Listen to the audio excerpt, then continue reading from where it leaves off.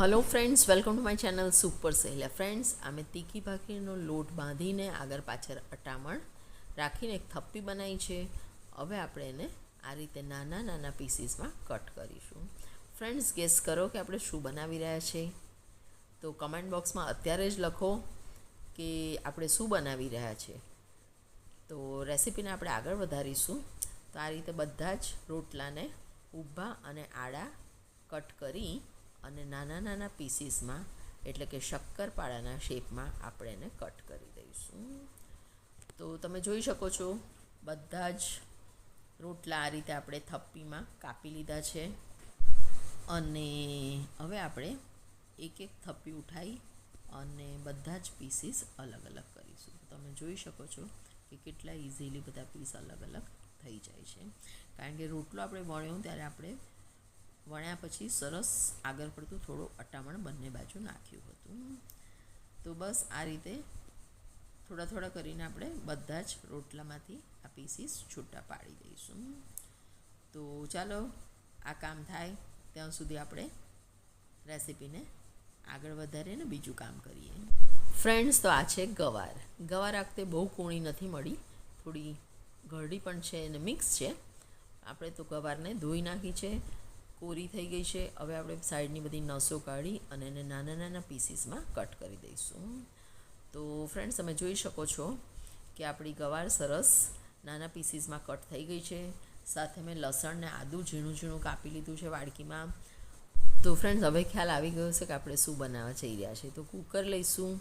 કૂકરમાં થોડું તેલ ઉમેરીશું. ફ્રેન્ડ્સ, તેલ થોડુંક વધારે હશે તો સરસ બનશે, પણ હું ઓછું ખાઉં છું એટલે મેં ઓછું એડ કર્યું છે. તેલ ગરમ થઈ ગયું છે.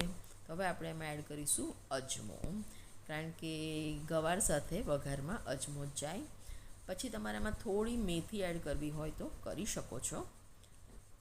હિંગ એડ કરીશું અને હવે આપણે એમાં એડ કરીશું લસણ અને આદું, જે ઝીણું ઝીણું કટ કરીને રાખ્યું હતું તે.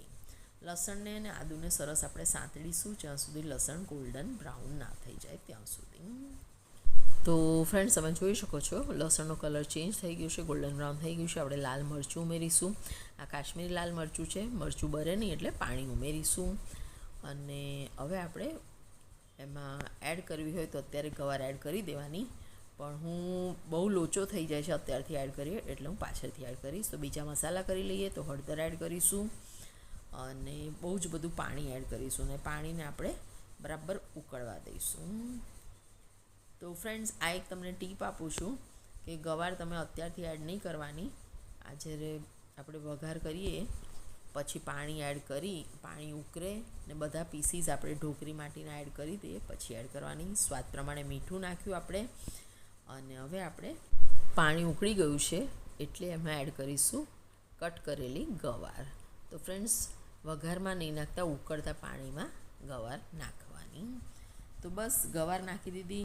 હવે જે મોટા મોટા રોટલા વણીને જે નાના નાના પીસીસ આપણે કર્યા હતા એ પીસીસ હવે આપણે ઢોકરીમાં બધા એડ કરી દઈશું. તમે જોઈ શકો છો બધા જ પીસીસ સરસ છૂટા થયા છે.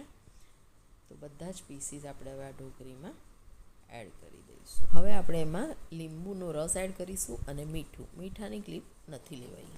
હવે આપણે કૂકરનું ઢાંકણું બંધ કરીશું અને એક આખી સીટી અને બીજી વાગવા આવે ત્યારે બંધ કરવાની. તો બંધ કરીને વિસલ મૂકીશું ને સીટીની વેઇટ કરીએ. તો ફ્રેન્ડ્સ, તમે જોઈ શકો છો કૂકરની સીટી વાગી ગઈ છે. તો હવે આપણે ગેસ બંધ કરીએ. તો ફ્રેન્ડ્સ, તમે જોઈ શકો છો કૂકર સિજાઈ ગયું ને મેં બાઉલમાં સર્વ કરી છે. તો કેટલો સરસ કલર આવ્યો છે ને બહુ જ ટેસ્ટી બની છે. તમને આ રેસીપીમાં બધી જ રોટલીઓ સાથે વણીને સાથે કાપવાની મેથડ કેવી લાગી તે બી કમેન્ટ બોક્સમાં લખજો અને તમે કેવી રીતે બનાવશો તે પણ કમેન્ટ બોક્સમાં લખજો. Thank you friends. Keep watching super સહેલિયા.